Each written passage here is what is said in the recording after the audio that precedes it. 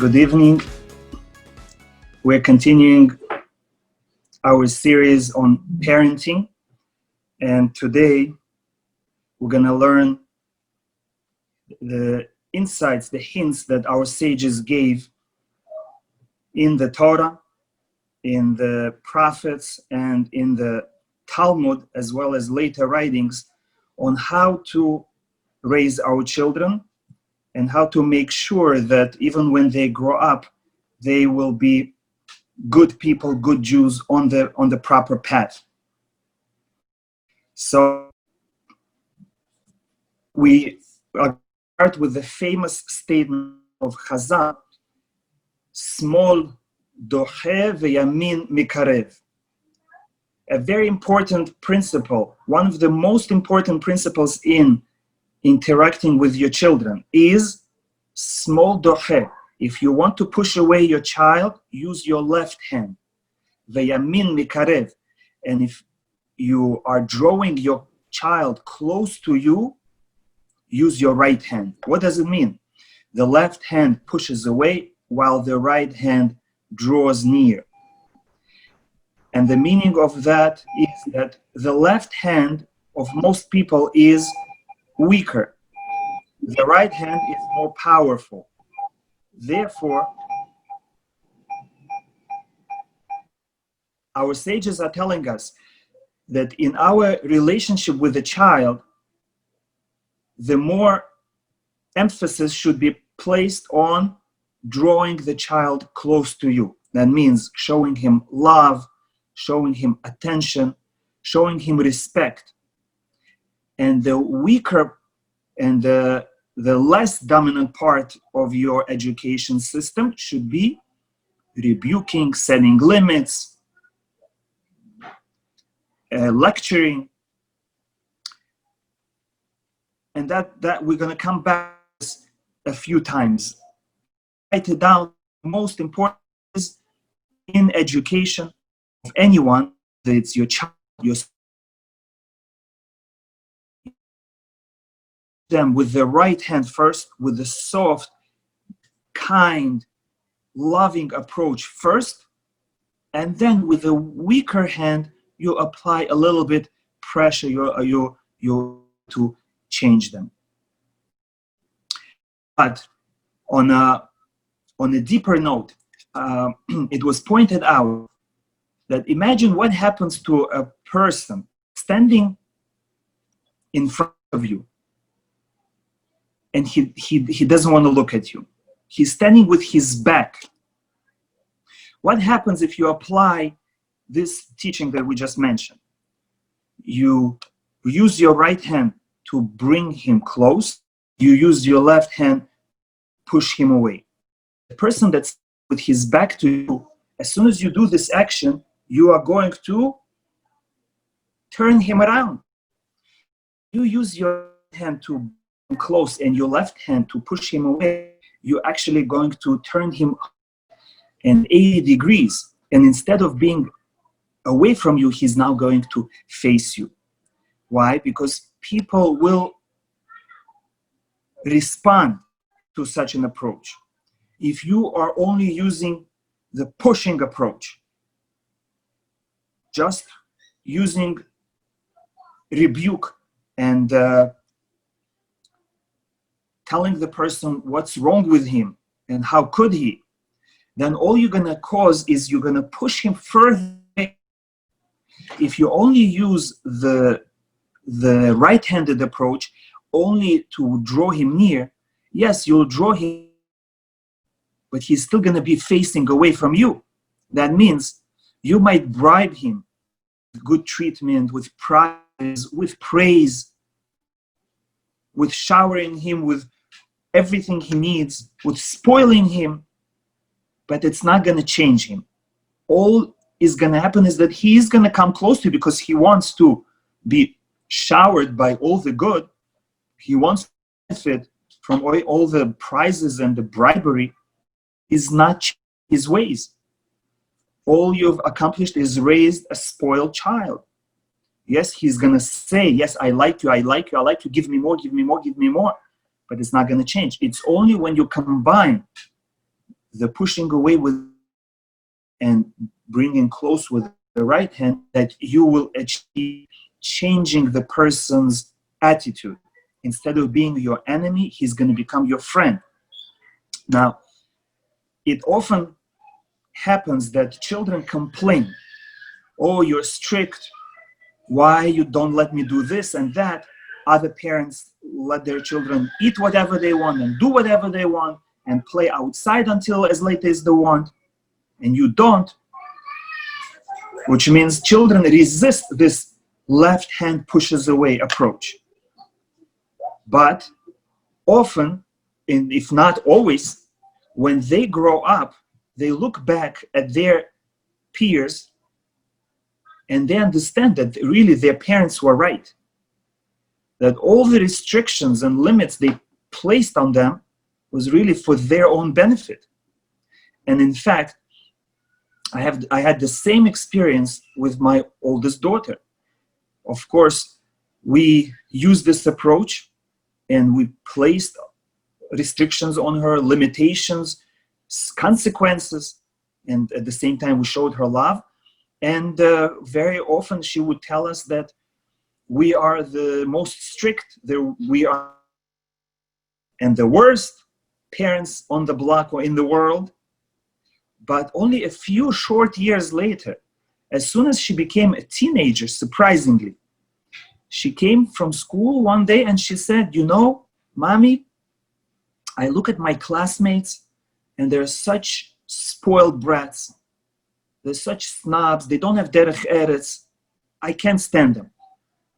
I look back at how you raised me and I appreciated you did the. I wanted to rebel. I wanted to do what I want, have it my way. But really, you were right.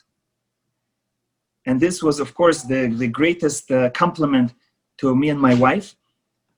And that gave us encouragement to continue with the same method for all our children. Be'ezrat Hashem, they should all turn out good, and as all of us.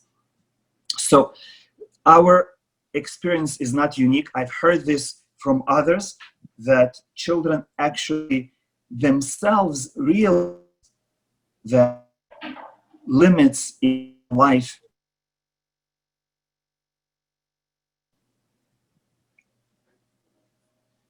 they did a study and they asked children who grew up and they asked them, when you were a child and your parents didn't let you do something, what did you feel? And very often children would say, on the outside I rebelled, but inside of me I knew that what they're doing is right, and inside of me I was hoping that they'll stick to their word, because I knew that I'm not strong enough to control my urges or to stand against my friends. And I was hoping that my parents are going to say no to me.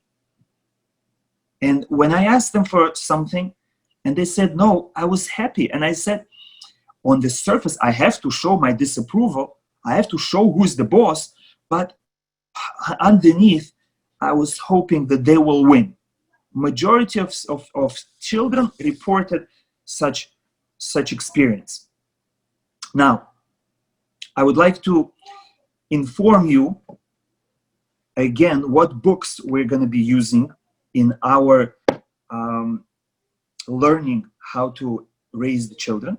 And again, the prime book that I would recommend is this book, Planting and Build by Rav Shlomo Wolbe.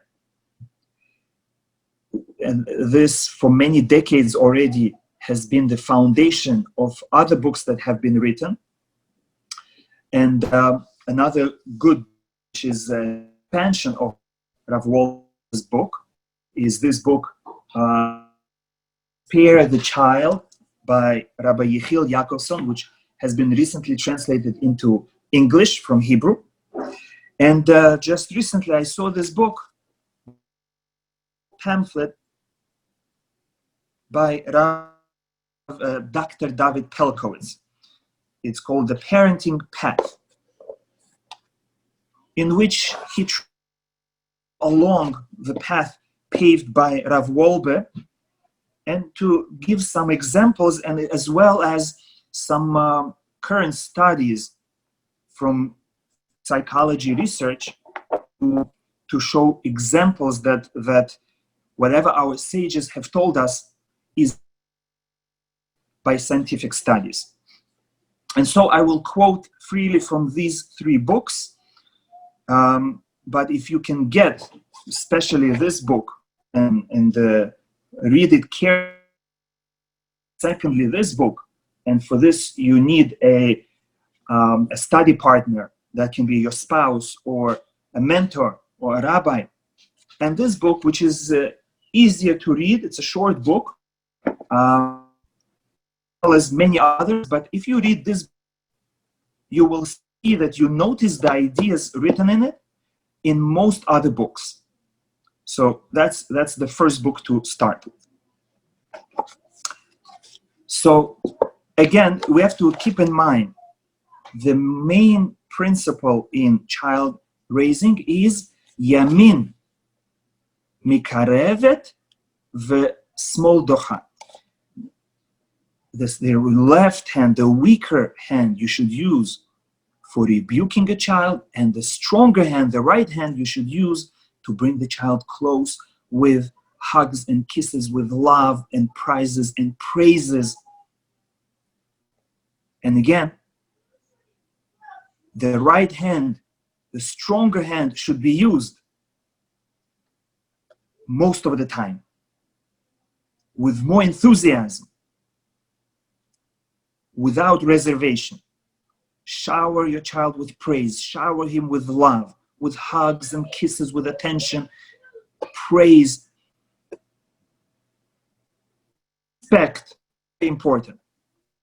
But at the same time, don't forget, once in a while, you use your left hand. That means you use your weaker hand to set limits, to insist that it should be observed, and when necessary, giving consequences, giving punishments, when necessary, giving limited in mind. Whatever you do, see, does it fit into this pattern? Today, have I given my child more love and a little bit of rebuke? Or have I substituted and I use my right hand, the stronger hand, for rebuke? And I sparsely, a little bit, little on a dish. No, the main dish should be the right hand. The praise, the respect, the love. And as a spice on it, you should add a little bit rebuke, a little bit guidance, a little bit limit setting. Now, let us speak a little bit about each one of these. How do you bring the child close with love? And how do you rebuke him? How do you push a little bit away with your left hand? In Mishlei, it says, Yaser bincha ki yesh tikva. Discipline your child because there is hope. And let your soul not be swayed by his protest. Yes, discipline your child. There is hope in him. Whose hope is benefit in discipline. And don't be afraid of his protest. Don't be afraid of his protest. Don't change and just because of protests. This is a very important teaching from Shlomo HaMelech in Mishlei. What does it mean? The Midrash said, the Hamiyaser et beno mosif haben ahava al aviv. The more one disciplines one child, the more the child will love his parent. Surprisingly, following the teaching of Mishle that says, yes, discipline your child. There is hope. Don't pay attention to his. If you do that, the child will love you more.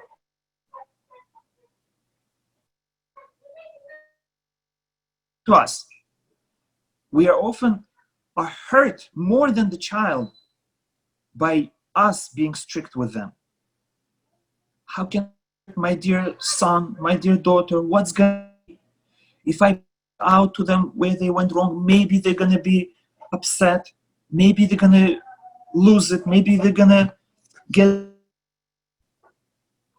How will they recover? In reality, don't be swayed by his protest. Don't be afraid, because beneath the protest there is a part of the child that welcomes the structure and limits.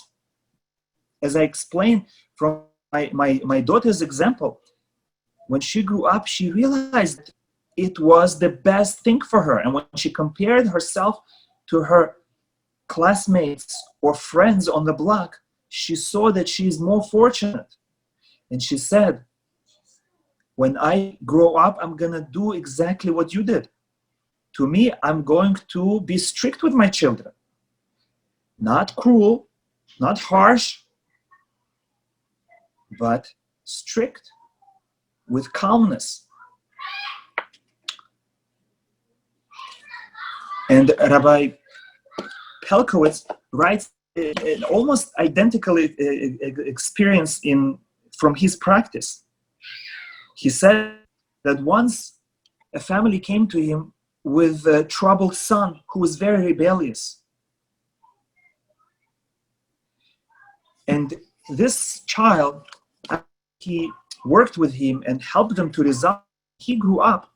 He told Dr. Pelkowitz that he is very grateful that his parents never yielded to his cries of protest. He now realizes that their limit setting was necessary and came from their fulfilling their responsibility to protect him from himself. What he previously saw as arbitrary and cruel, he now saw as loving and not taking the easy way out. He remembers during even first periods of conflict, he was secretly happy that his parents stood firm. He was frightened at the time about the temptation he was exposed to.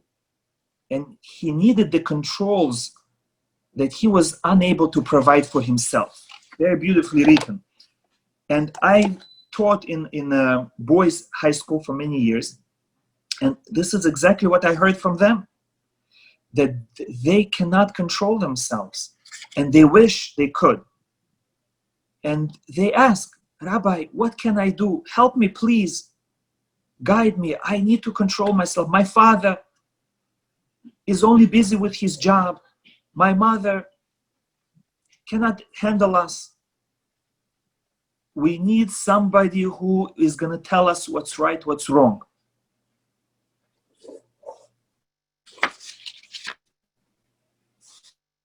Now, at the same time, we have to be careful not to nag our children excessively.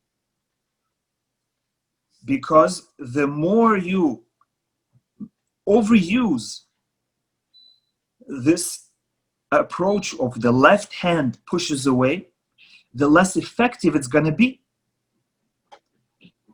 Not only children don't like it and therefore they're going to run away, but they get used to it. And they will become less attentive to it. They will not be able to help it, but they will need to. It's going to be a self-defense mechanism that constantly dripping on their brain rebuke. They're just going to tune you out. And not only that, they're going to respect you less for it, because they will see that your words don't mean much.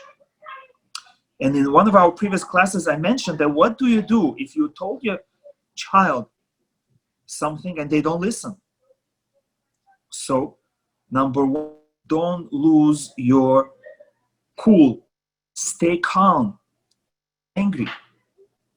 Because as our sages say, the words of the wise are heard in a calm manner. As soon as you raise your voice, the person might get scared and do what you're saying, but the message is lost.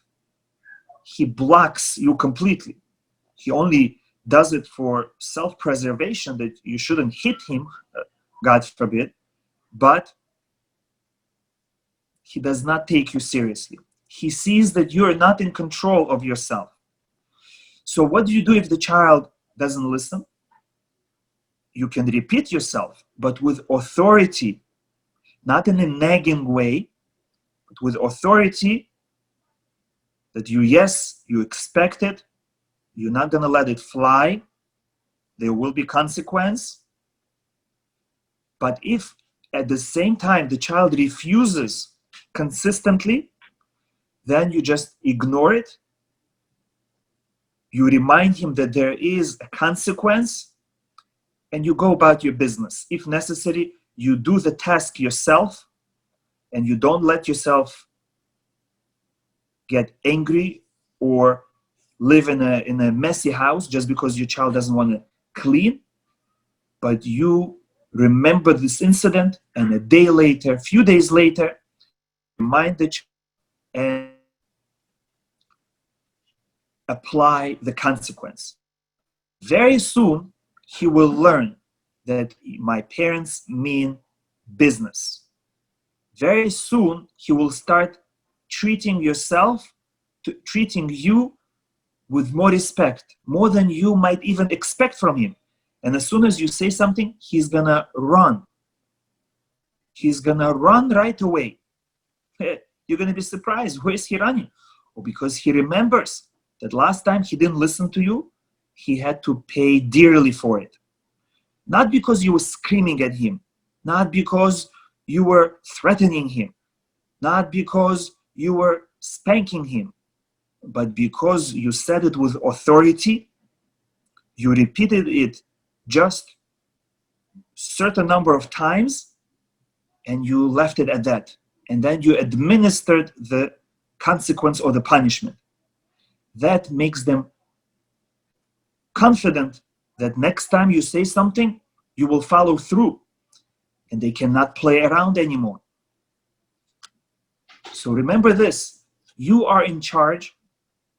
Don't be afraid of them. Don't be afraid of temper. Don't be afraid of their words, of their threats. Understand that they know that what you're doing is good for them. They are screaming only on the surface. On the inside, they're happy. And even if they're crying, on the inside, they know the truth. As long as you treat them with respect. Once you disrespect them, their disobedience, they no longer see, do you have their best interest in mind or not? But if you speak to them with respect and calmly, and you say, this is what needs to be done, I expect you to do it, they know that you're in control of yourself, you're thinking rationally, and what you're asking is not out of this world, and they trust you. They really trust you. Even on the surface, screaming, you're the worst parent in the world. I hate you. You are mean. Believe me, it's very, very short-lived, very temporary. As soon as they storm into their room, or as soon as they calm down, they'll become like angel. Because it's only their temper that's interfering with them, only their anger, their yetzer hara. As soon as they become sane again, they'll understand, yes, there's nothing wrong in the request that my parent is making. And they will respect you, and next time, listen without much protest. And by the way, the main thing is that the child listens to you. How he listens to you is less important. That means if I tell my child, throw out the garbage, he makes a frown. He says, oh, you ask me, slave over here. I don't want to do it. As long as he picks up the garbage eventually and throws it out, that's it. You accomplished your goal. Your child is listening. You don't have to rebuke him on how to accept orders. That's a different story for later. Right now is the lesson that the parent makes a request and the child listens. Right now is not the time for teaching him communication skills, how to express your anger or how to express your feelings. That's a different class. Don't try to teach too many lessons at once. Otherwise, the effect will be lost completely. You want him to throw out the garbage. You want her to wash dishes. You want him to wash the floors. As long as they do it, that's it. You praise them. You put a check mark. It's done. Even though they didn't do it with a smile, even though they didn't run to, even though they didn't say thank you for giving me opportunity to help you, they still listened. Very important. We judge our children right now according to whether they eventually listen or not. If they do listen, even if it takes them an hour, we just consider that the time that it takes them to calm down, the time that it takes them to gain their sanity back, their consciousness, and they do it. As long as when they are calm, they listen to you, that's what counts. Don't pay attention what your children do when they're angry, because as our sages say, when a person is angry, his soul leaves him. That means his Yetzer Tov leaves him. Without the Yetzer Tov, he's not a human being anymore. He's not rational anymore. Just like you would not expect yourself to do good when you're angry, that's not possible. You only make mistakes when you're angry. So too, you cannot expect your child to behave properly when they're angry. You have to be patient with them. Cannot expect them to be tzaddikim, to be all of a sudden in control of their emotions when you're not, and I'm not. Just like we sometimes are overcome with strong emotion that we cannot control, and we do become angry and other bad character traits. So too, we have to accept and allow our children to become emotional. It takes a lifetime to work on your character traits, to fix your emotions and to be in control of every midah, every character trait. Don't expect it from a child. Right now, what you're expecting from the child is simple obedience. Obedience means eventually the child listens. Don't expect him right away. Why shouldn't you expect the child to get up on his feet and run to fulfill your every desire? Because every person is created with freedom. Freedom to choose what he does. And the greatest pain the person experiences is when this freedom is taken away from him. When are you more likely to do something? When you see somebody needs it and with desire you say, I want to help him, or when someone says to you, over there, come here, help me right now. Help, and you must help me. Of course, if you volunteer, you're going to do the job better, with a smile. Why? Because you feel that I used my freedom to choose it. I made the right choice. I'm good. But if somebody commands me, if somebody tells me to do the right thing, they're taking away my humanity. And I don't want to do it. Tell me. My mother or my father tells me, do this. I'm going to say, I would have done it myself because that's the good thing to do. But because you told me, it hurts me, takes away my freedom, I'm going to a little bit. The connection should not be so clear so that it looks like I chose to do it, not that I'm just following orders. And they will almost inevitably make a long pause after you tell them to do something until they get up and do it. And you have to give it to them. Every time you give a command to your child, you have, no matter what age, even 2 years old, they already have that feeling. I will be independent.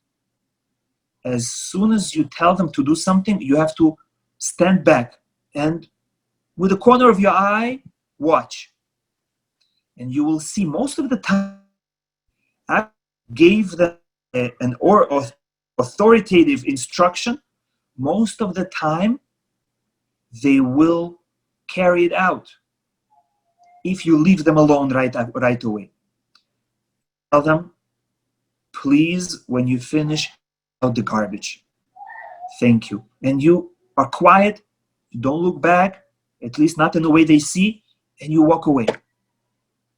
And after 20 seconds, half a minute, couple minutes, 5 minutes, they're going to finish what they're doing. Maybe in the meantime, they'll forget what you said, and then they'll remind themselves, and they'll go and take it out. Why? Because there's no longer the pressure of the command on them. Of course, the better thing to do is to have a talk with your child beforehand and to say, you know what? We're all partners at home, and we all contribute to the successful functioning of our home.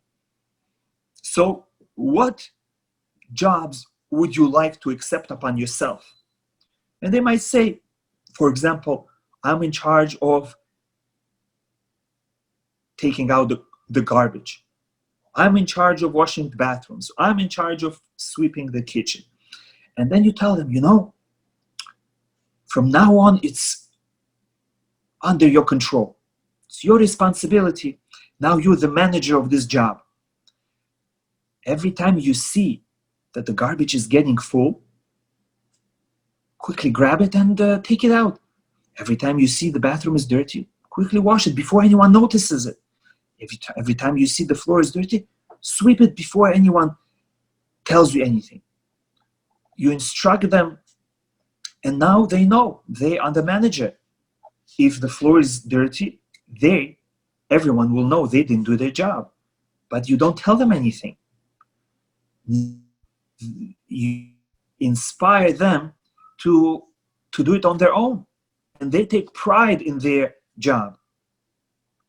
Because everyone knows that filling up the urn with water is my job. If the urn is empty, everybody's going to look at me.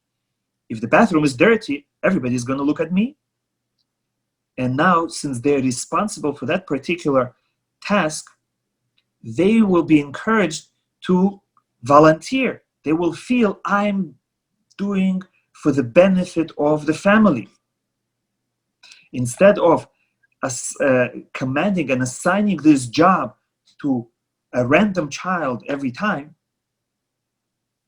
it's a good idea to create permanent jobs. And if necessary, you can rotate them. But if they're happy with it, leave it with them. If you see it's too hard, you can give it to a different child.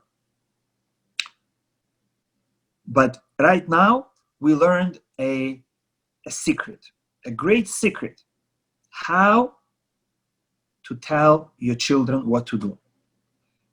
It with authority, leave them alone temporarily.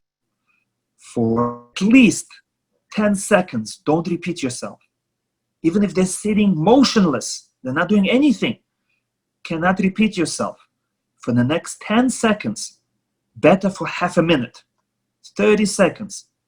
Allow them to come back to their senses, allow them to start using their Yetzer HaTov, and allow them to feel that they're choosing to do what's right, and they're not being forced. If after half a minute you see didn't move their finger, didn't move their eyelash, and they ignored you completely, you can come to them, not screaming from the kitchen and there on a dining room couch. That's not going to work. You come, you stand next, you look at them, and you say, you repeat exactly what you said calmly. And again, you walk away. Without anger in your voice. And again, the idea is that you are trying to start up their engine, their own desire to do what's good. And you leave them alone. No nagging. Because as soon as you nag, the person wants to do in spite, against what you're saying. Whether it's your child or your spouse. Say it once and give them freedom to carry it out of their own will.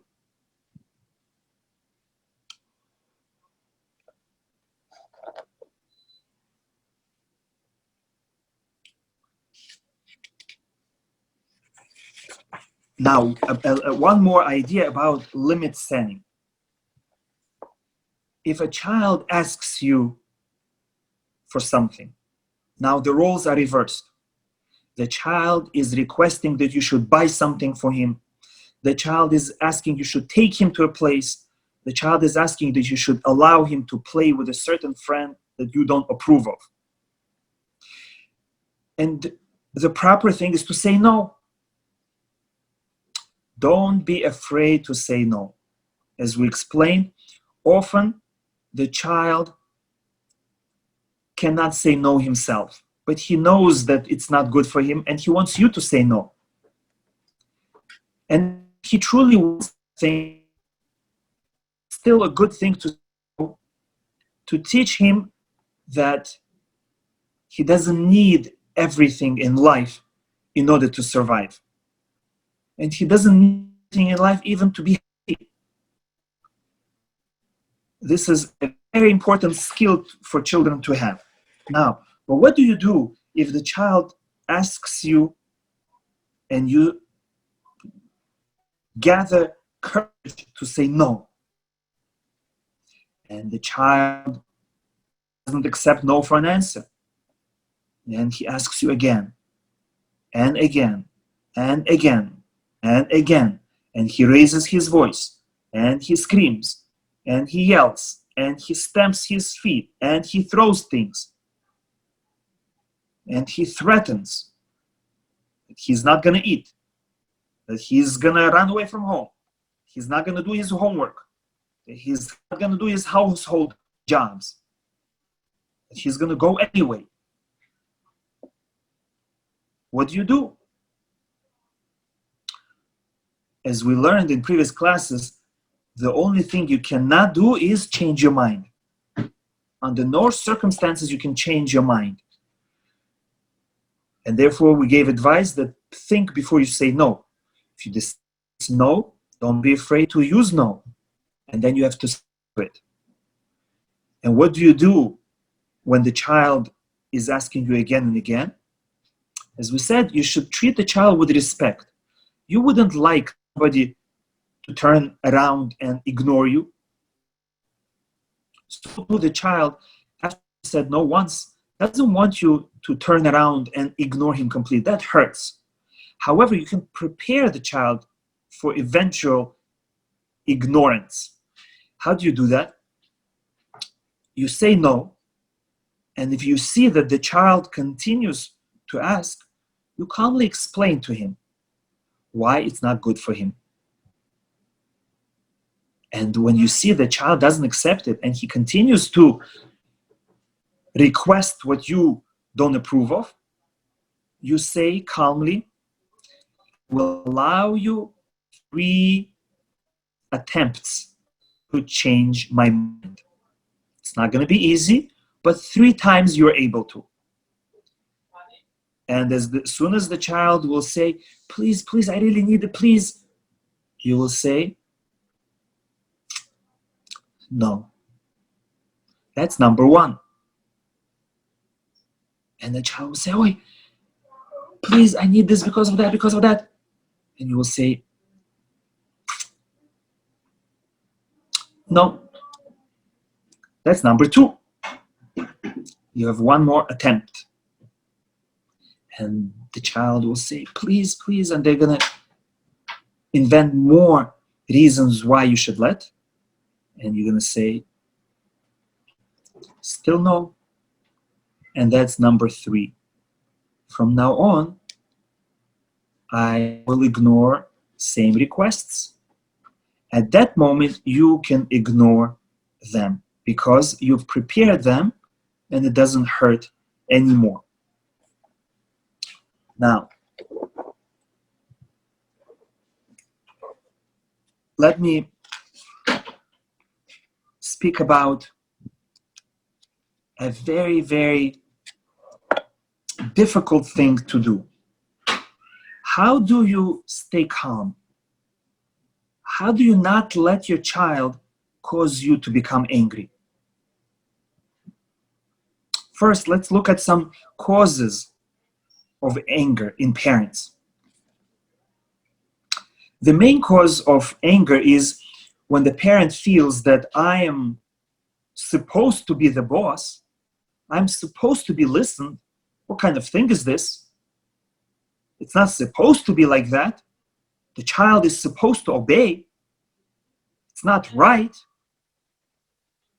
And they make themselves angry because they imagine that what the child is doing is demeaning to the parent. It's embarrassing. How is it that the child has such a chutzpah, it doesn't listen? And I work myself up and get angry. So for this, we have to keep in mind that there is no such rule. This is not a prison, jail. This is not plantations in the South, where if you don't listen, they whip you or kill you. There's no such rule that the child has to listen to the parent. Of course, this is our goal, but that's not a rule. And if that happens in your house, it's not your fault. It's not your child's fault. This is a process. As one educator said, child is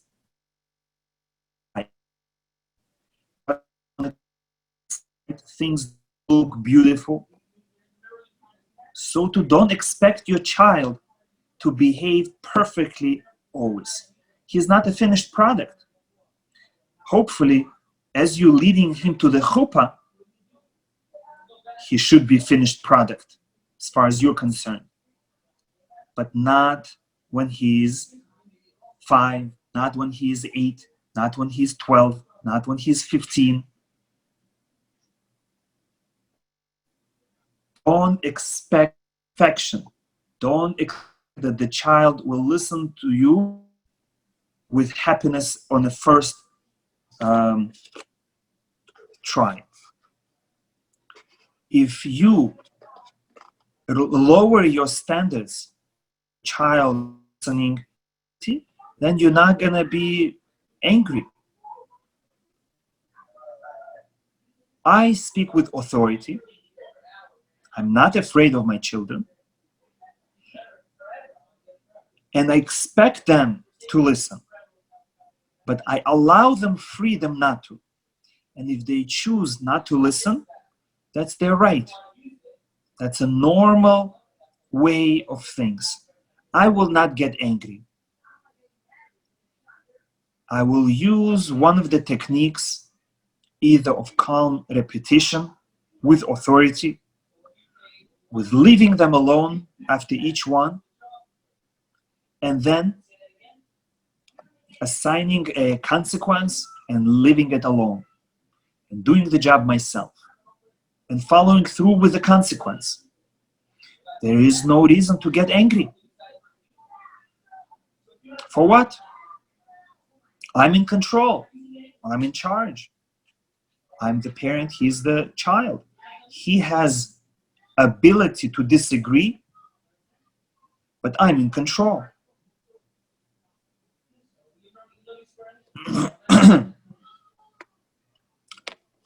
Often with younger children, screaming at them or punishing them right away works because they are scared. They're not able to resist as much. And therefore we might say, you see, I scream at my child and he listens. I daughter and she listens. That means it works. So I'm going to continue. It might work temporarily, short term, but in the long term, it doesn't work. As they grow, they will become smarter, they will become stronger, and they will be less afraid. They will tolerate pain more. They will not care about screaming anymore. And most of the time, as they get older, they will not care about your hitting anymore. And often they will even defend themselves and counterattack, which we may not allow to happen. We cannot put our children in a position where they will be tempted to hit a parent back. That's going to be our fault if they hit us back. So experience shows that hitting a child or screaming at the child with anger is only short-lived. Works for children. And it's healthy, not for you, for the whole house. So try to use the authority, calm, and consequences, not anger. The second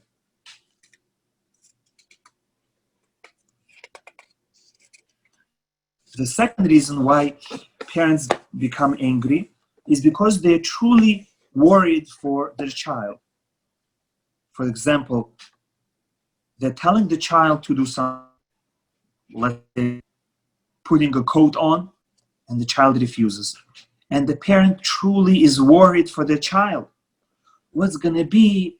They're going to get sick, my dear child. Or we tell them to eat, and they don't want to eat. We say, oh, what's going to be? They're going to starve. And our fear, what's going to be with my child, causes us to become angry.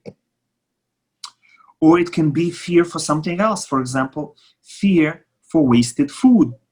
If we see that our child is throwing out food, disrespecting food,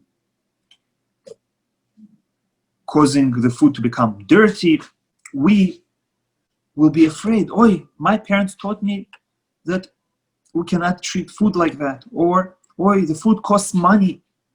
And again, that fear that food or our money is being wasted will cause us to become angry. Again, whenever things don't go our way, we become angry, usually because of fear.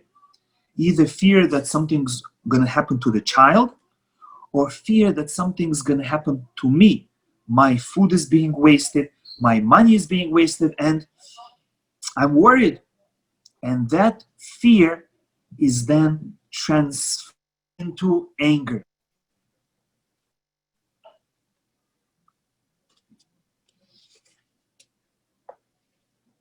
Now, what do you do?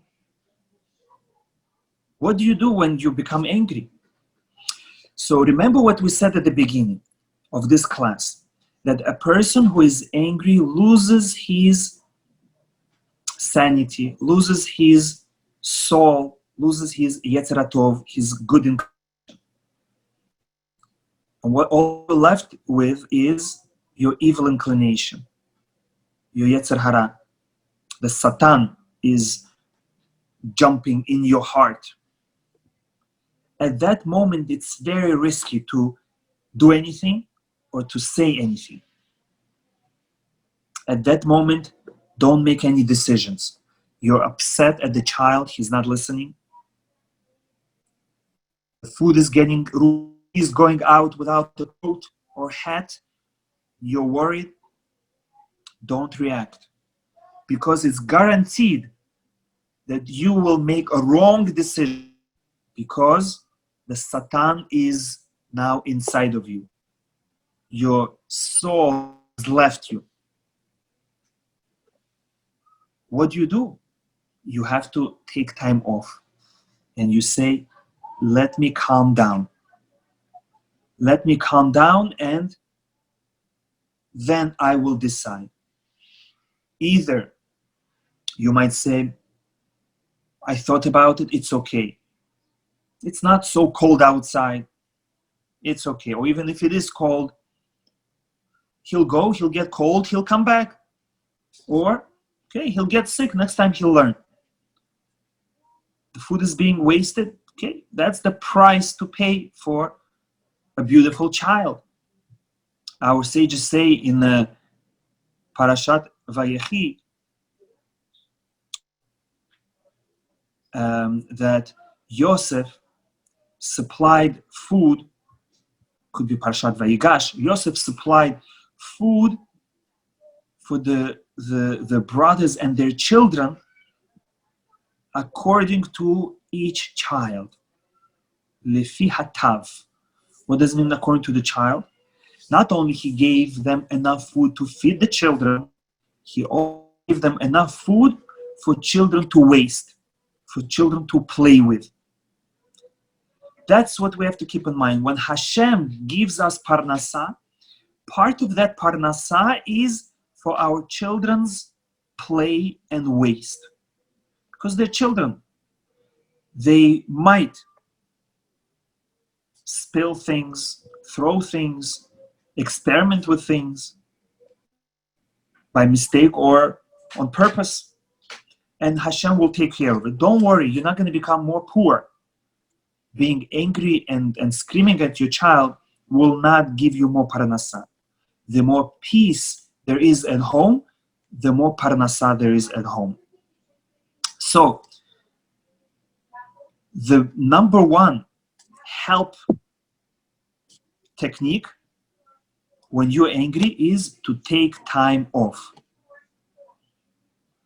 Take time off to cool down and make the decision then to give consequence or to ignore it. What to say, how to say. Don't give out punishments when you are angry. Don't make any decision angry. They say a famous Maaseh story about Rabbi Baruch Ber Lebowitz. When I heard this, I implemented in my own life, and it was very successful. Now let's see what it is. Rabbi Lebowitz would allow himself to vent his anger at his children only if he wore a special anger hat. If he became angry, he would first go to find this special hat and only then allow himself to express his anger. And his children knew that if our father is going to get his angry hat, he must be really angry. Must be we did something terrible. Of course, by that time, he had calmed down enough to deal with the situation in a more rational manner. And after I learned this, I did the same thing. I took a white shirt and I decided to designate it as my angry shirt.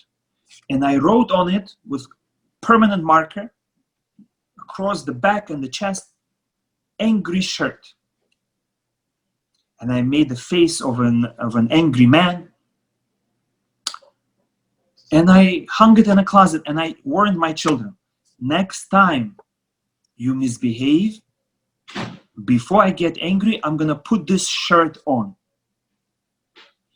And from then on, whenever I needed to get angry, although such times should be far and wide in between, whenever I needed to get angry, I would tell my children, I'm going to get my angry shirt.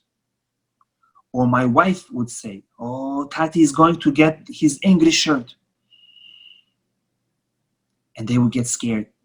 And I would go, and with a lot of fanfare, I would take out my shirt, I would slowly put it on, and then I would make an angry face and tell them the consequence. And they learned it. And they actually were on my side.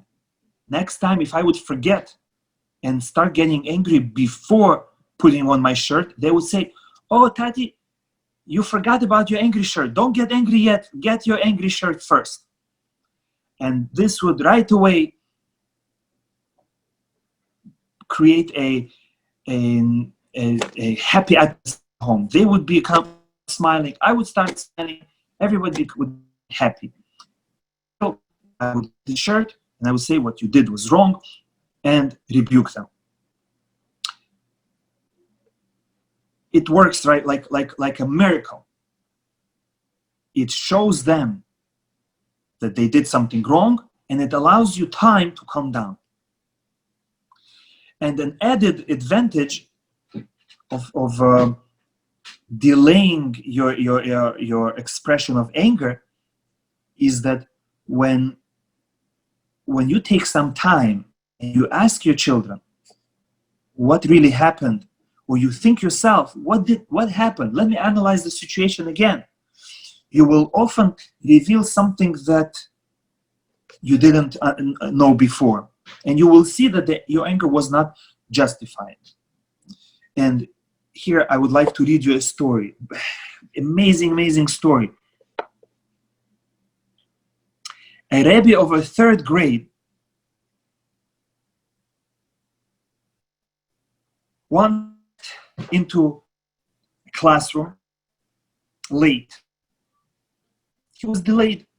He walked into the classroom and he noticed that his third grader, one of his third graders, was looking at his watch.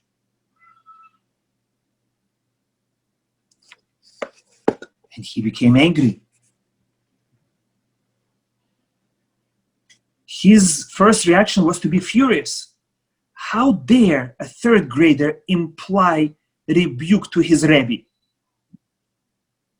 But he remembered this concept. Don't be right away. Don't be misjudging the situation because of your anger. He decided to figuratively put on his anger hat to wait until the end of class. At the end of class, he wanted to speak to the boy, but the boy came running to him happily. And the boy said, Rebbe, look at the new watch that my parents gave me for my birthday.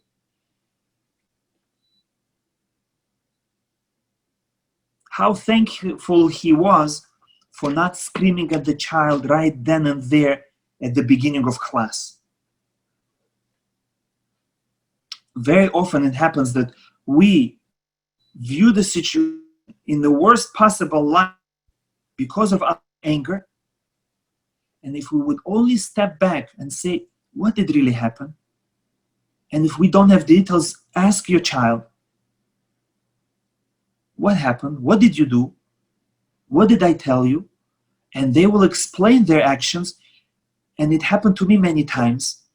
I had one impression, and just because of a 1 minute delay, I found out such things. that if I would have reacted before, I would embarrass myself and I would hurt my children. And I was so thankful that Hajj did not allow me right away. And I was at a loss for words, and those few moments allowed children to explain themselves, and I understood the situation completely different. So there are a lot of benefits of not getting angry right away. Because, number one, the child has the ability to disagree. That's his nature. It does not show that you're a bad parent. It does not show that the child is a bad child. All it shows that you have a construction site in your house, a few construction sites that you have to constantly work on until you marry them off. Waiting allows time for them to choose something on their own. Waiting allows you time to calm down and make a rational decision.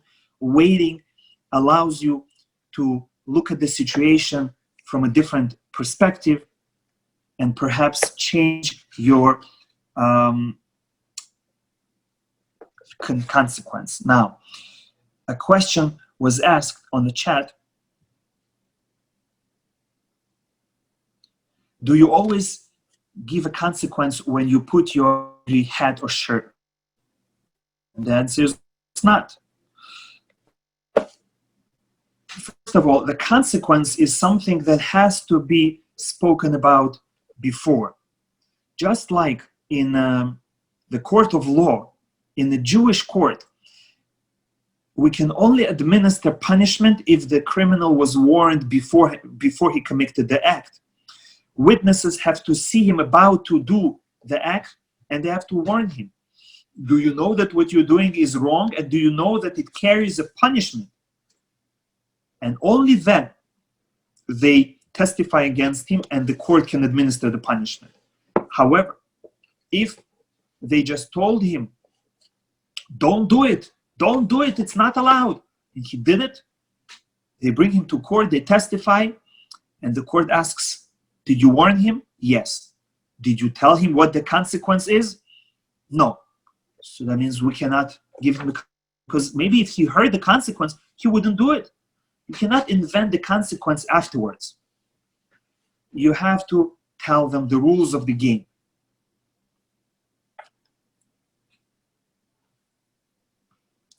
Also, one of the consequences is the unhappiness of the parent. And it should be the greatest consequence, so that you don't need other consequences. If your mood is generally happy, if you are generally praising and loving and happy, and all of a sudden you become serious and you show pain on your face, they feel so bad, they don't need any more consequences. If you show them that you're so angry that you have to take out your angry shirt, that's the consequence of the time. However, if you see that it doesn't help, then you administer the consequence. But you have to think about the consequences that mean something in your child's life, so that they should take it seriously, and you have to inform them about it, and try to use the best possible consequence that will work. Because just like with antibiotics, if you use a very punishment way, they will get immune, they will get used to it. And then you'll be out of ideas. So the try to instill in them that the greatest punishment for them is the unhappiness, disappointment of their parents. Now let me check one more comment. Should it be the father who always gives consequence? No, not necessarily. It doesn't matter which parent. They should know that their parents are on the same page. They should know that both parents respect decisions of each other. You should not tell them, "Oh, my dear son, I love you, I want to help you, I would let you, but your father is strict, he doesn't let, he's evil." That should not happen. They should understand that the parents are on the same page, they speak to each other, they discuss it, they make decisions together. And so really it shouldn't matter who is giving the rebuke. If for one parent it's difficult and for the second parent it's easier, so then of course give the job to the one that it's easier for.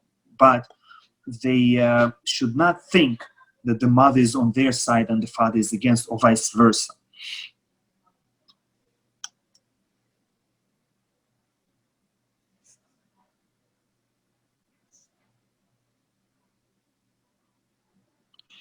I'm not sure the question, do you give consequence every time they misbehave? So if I understand you correctly, do you rebuke your child and do you give them consequence every? No. Most of the things children, you should try to ignore,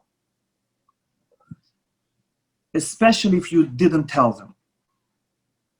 You pay more attention to when you tell them something and they do the opposite, and less attention to when they're just being children. If they're just making, if they're being child, most of the time you have to ignore. You cannot be a policeman with a stick there. Every time they raise their voice, every time they make a wrong move, you hit them.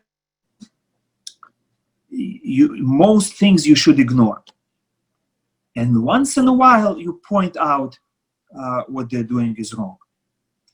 Leave the rebuke for when it's the interaction between you and the child, meaning when you ask them to do something and they refuse.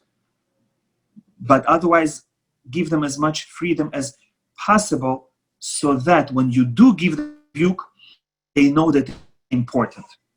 As they choose your battles, don't fight over every little thing. Allow them to make mistakes. Allow them to be childish. That's okay. And if necessary, put that extra expense into your budget. It's going to make your life much easier. Instead of spending time on antidepressant and anti-stress, spend the money for their toys or for their activities.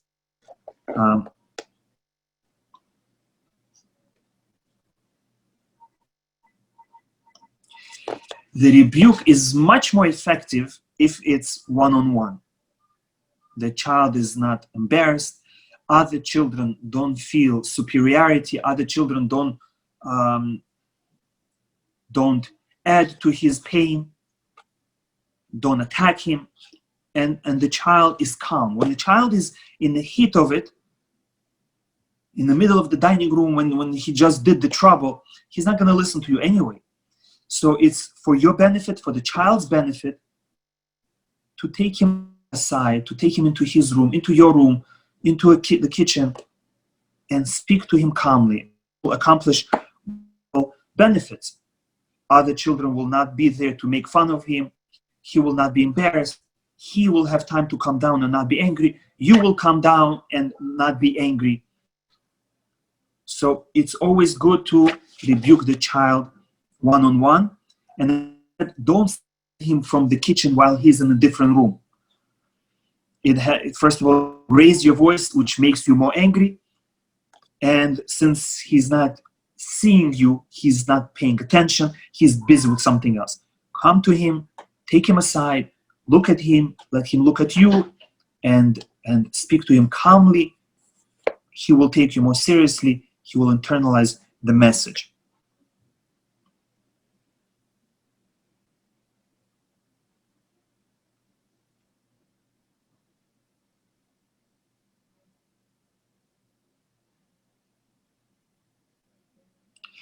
Next is what to do about sibling fighting. And here, we spoke about it in the past, but I would like to read for you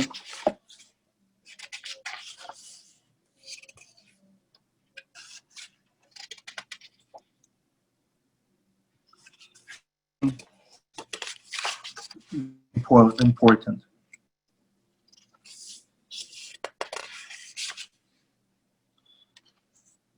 Disagreements between siblings. I'm reading now from Rav Wolbe's book. We must allow the children to settle their own disputes as long as their argument doesn't get out of hand, as long as there is no bullying, as long as it's not dangerous. We must allow our children to settle their own disputes. Such disagreements are natural, and children must get used to settling their own disputes. They need to learn how to do it. If a parent mixes into an argument, usually at least one of the contestants feels that he has been treated unfairly. He hit me, I didn't hit him back. He called me a name, I didn't call him. He took it away and I didn't take away. He played, I didn't play. You stopped us too early. As the Rosh says, don't become involved in other people's disputes. Although interference might establish temporary peace among the children, it might also stimulate a war between them in the long run and between them and the interfering parent. They will hate each other and they will hate the parent. So in previous classes, I mentioned that a story about a woman who said that she doesn't speak to her brothers because 40 years ago, when they were children, their parents did not allow them to fight. And all that anger that accumulated in her is still there and does not allow her to forgive her brothers because she did not beat them up and she can to them, she hates them. So, and in my own experience with my sister, we fought a lot, but we're now best friends because every time we fought, we felt bad for each other.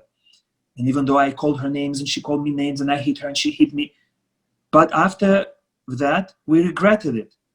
And we played together and we were nice to each other and now we're the best friends. So you can listen just to make sure that there is no bullying, but allow them to fight it out verbally, to fight it out physically. It's okay. Even if they damage property, your property, it's okay. You can give them consequence. You know, you can fight but not break. And if you break, there's going to be a consequence. You'll have to pay part of it.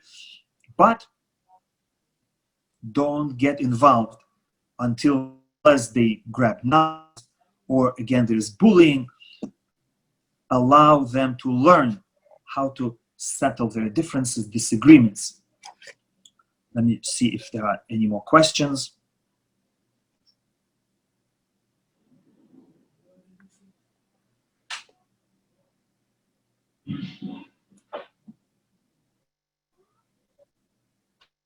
What do you do if it talks back? So we that the main goal is to establish your authority. You request and the child follows through. The child listens.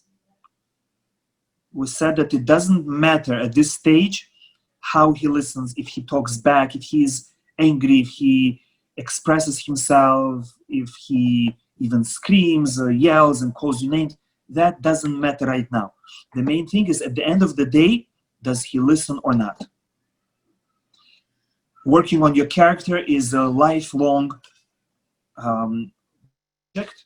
Don't expect your child to be an angel and say, yes, mommy, anytime. It will happen eventually, but only when they are teenagers mature, they see you love them, then they will say, yes, mommy dear, I'll do anything for you. But don't expect them to do it anytime soon. Okay, now if anyone has questions, please ask by unmuting yourself or by typing it in the chat.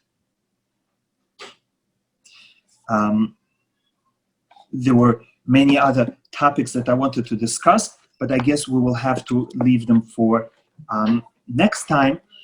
In the meantime, let me see what questions are being asked in the chat. Should parents restrict addictive behaviors like screen time and encourage healthy behaviors? Of course. You will make it much easier. Let me see let me answer this question and then I'll try to unmute you. You will make it much easier for your child to grow up as a healthy adult if you train them to avoid bad behavior, meaning addictive behavior. At the beginning, they don't have self-control. You have to train them. You have to control them. And that will show them that it's possible to live without TV. It's possible to spend an evening without a phone. It's possible artificial entertainment, but to entertain yourself with a stimulating book or a board game or a conversation.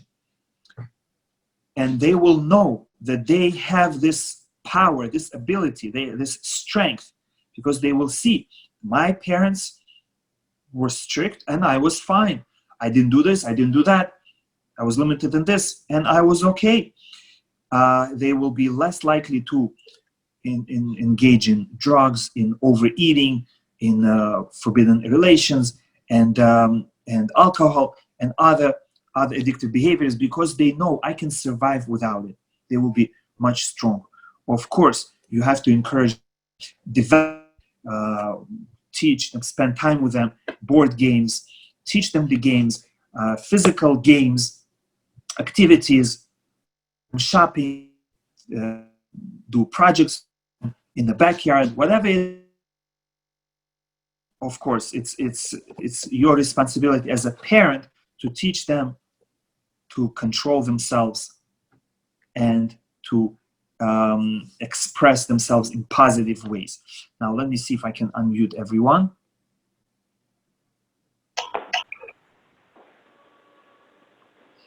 Okay, now you're able to unmute yourself and you can ask. Okay, do you hear me? Yes. Okay, so I asked you that question. So if they name call and one pushes the other, we don't say anything, we just let it be? Yes, because the person who called a name and he gets hit because of it or gets called a name, he understands that when I call others a bad name, it hurts. And so they hit me back. So it's true that they will get into a fight. They will call each other, they will curse each other, chas v'shalom. But thank God they didn't curse each other. It's just one of the kids said, can I have a napkin? And the other one didn't hear or something. So she said again, and she didn't hear her again. So she said, are you deaf? So she got angry and she pushed her. So I don't know, she threw herself on the floor or she pushed her. I'm not sure. But I got so upset that I was very upset. I said, you can't push each other. You can't call each other names. I was very upset. But I don't know if that's the right thing. So now they don't talk. I took away both phones from both of them because I was so mad. I don't know if it's the right thing, because you're saying let them fight it out. Yes, it's good that you took away their phones, but it's something that you don't get involved because you really don't know what happened. Maybe I was there. I was right there. It was in front of me. But you don't know if she heard or not. Maybe she heard and ignored, and it's something that she has to learn, that if you ignore people, they get upset, and you will get into trouble, and or maybe she really didn't hear. So I think she didn't hear her. But anyway, I told her it's never nice to say anything not nice, like don't call names, of course, because it's rude. Course. But am I supposed to punish for like that kind of behavior, or just look I can't look the other way, because I have 5 kids. I can't. They're gonna kill each other. They're not going to kill each other. Don't worry.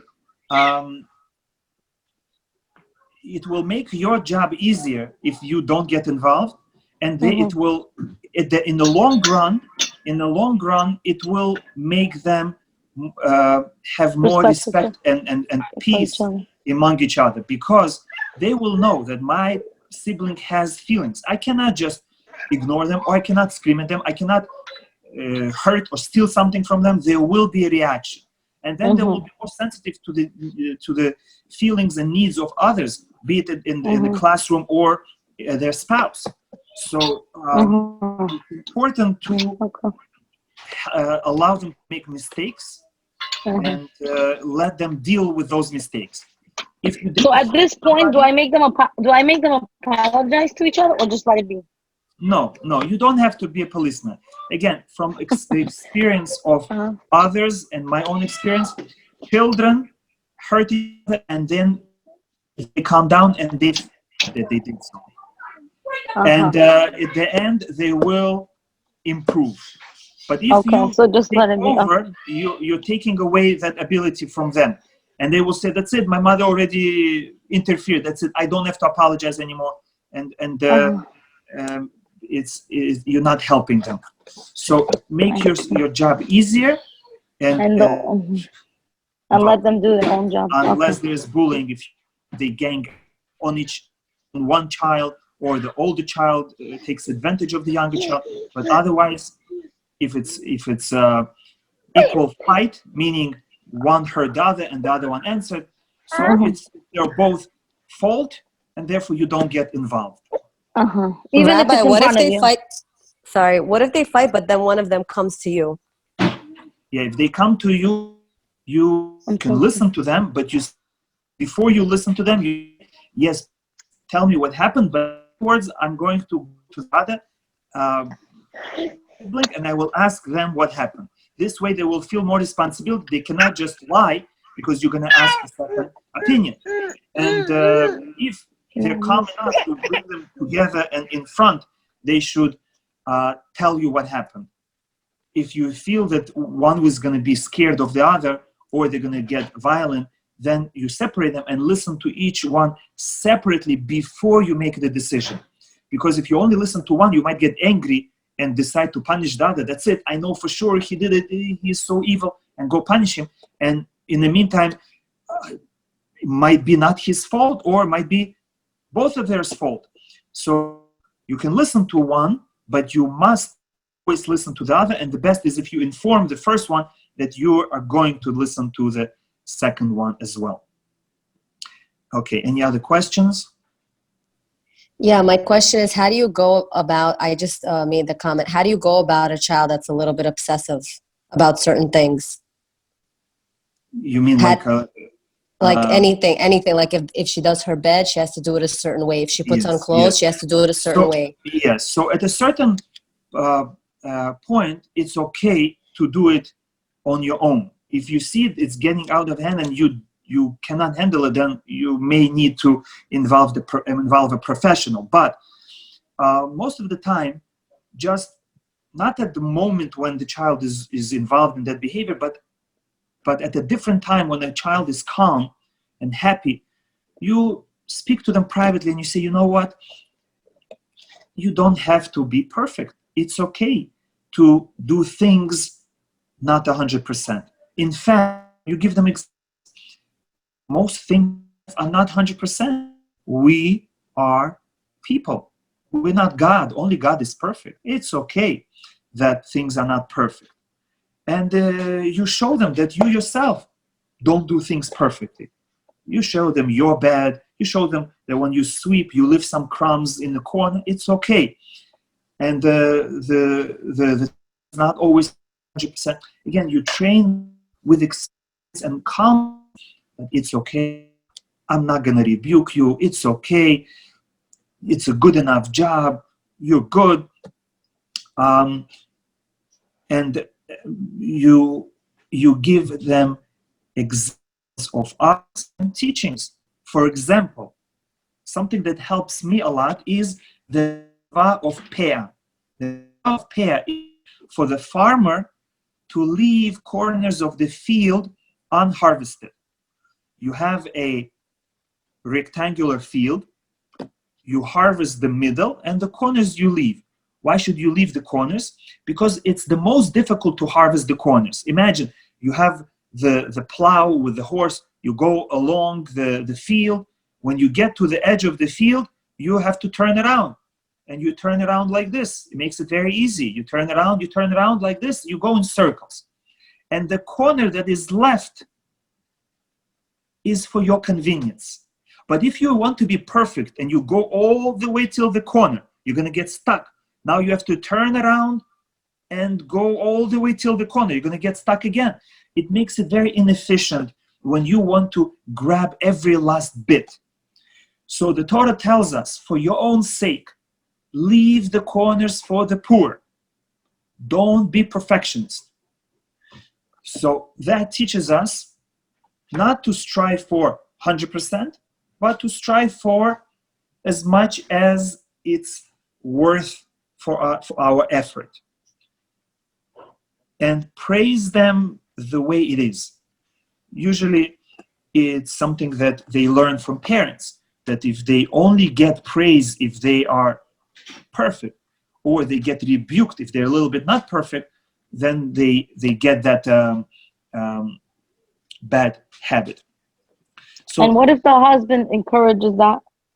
When you do something, make sure you do 100%. Yes, so you have to don't do, and then he thinks this is the right way, but then you make dangerous. The kids a little bit cuckoo. Have a talk with your husband, if you can, or have someone else talk to him. That I personally have dealt with many students of mine who were traumatized by such behavior.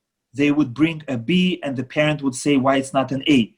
They would bring a 95, the parents would say why it's not 100. And one student told me, I once brought 100. I brought 100. And my father said why it's not 105.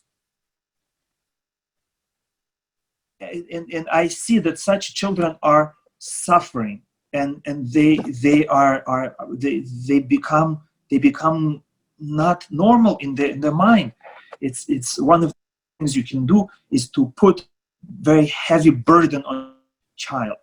So have a talk with your husband and say that psychology shows that when you expect perfection from your children, they end up crazy, literally, because they cannot survive in the normal world, because the world is not perfect. The job does not have to be perfect. The spouse is not going to be perfect. If they try to remain perfect for extended period of time, they will collapse. And therefore, for their sanity, for their health, physical health, and for relationship with their children, with their society, explain to him that it's enough if the child is good. It doesn't have to be perfect. As I said, both parents be on the same page. If it's not possible, at least one parent has to be doing the right thing. So thank you for your questions. Be'ezrat Hashem, next week we will continue with a new topic, and we should all have success in raising good children. Give us good. We should all be able to control anger. We should all take time off. Make our job easier. Don't get involved in your children's fights. And don't forget to ask Hashem for help. Thank you. Shavua Tov. Shabbat Shalom.